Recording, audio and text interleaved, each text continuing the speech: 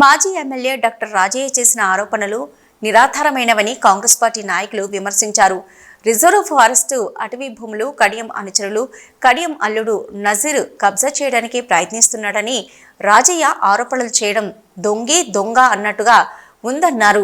ఇక 162 సర్వే నెంబర్లు 26 ఎకరాల 22 గుంటల భూమిని ఉప ముఖ్యమంత్రి అయ్యాక ఆక్రమించాలని చూసింది నీవు నీ అనుచర వర్గం కాదా అని ప్రశ్నించారు.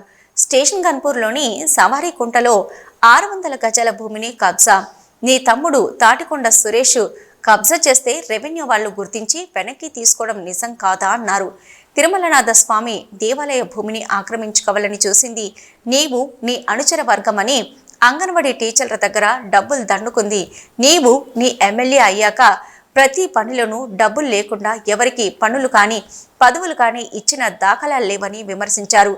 జనగామ జిల్లా స్టేషన్ ఘన్పూర్ ఏర్పాటు చేసిన మీడియా సమావేశంలో మాట్లాడారు.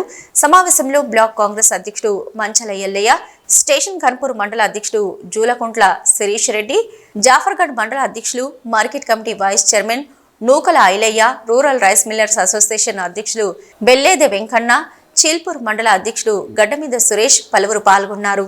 రాజయ్య గారు ఈ మధ్యకాలంలో వారి ఉనికిని కాపాడుకోవడానికి ప్రతి దగ్గర పోయిన కాడల్లా వేరే వాళ్ళ మీద బురదలడం చేస్తున్నారు. దానికి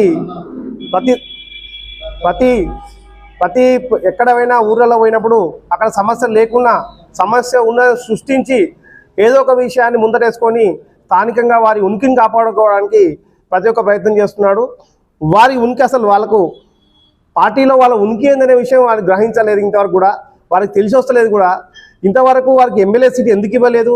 స్థానిక ఆ రోజున్న అధికారంలో ఉండి అధికారిక వాటిగా ఎమ్మెల్యేగా ఉన్నా కూడా అతనికి ఎమ్మెల్యే సీట్ ఎందుకు ఇవ్వలేకపోయారు?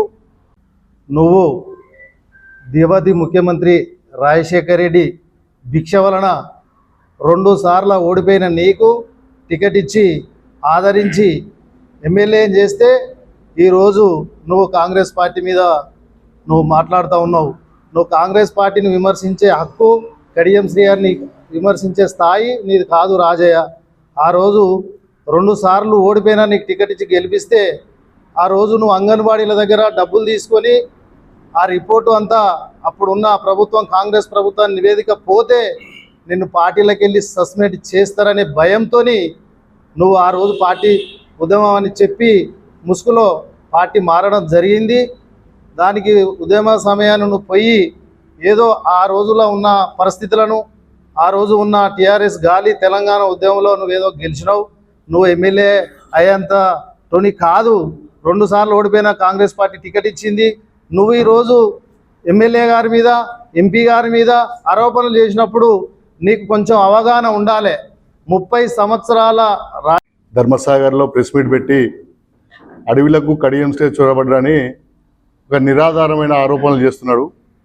కడియం శ్రీగారి గురించి తెలంగాణ కాదు ఉమ్మడి ఆంధ్రప్రదేశ్ రాష్ట్రంలో కూడా కడియం శ్రీగారి గారి గురించి తెలుసు. నీ గురించి కూడా స్టేషన్ గన్పూర్ నియోజకవర్గ ప్రజలకు తెలుసు.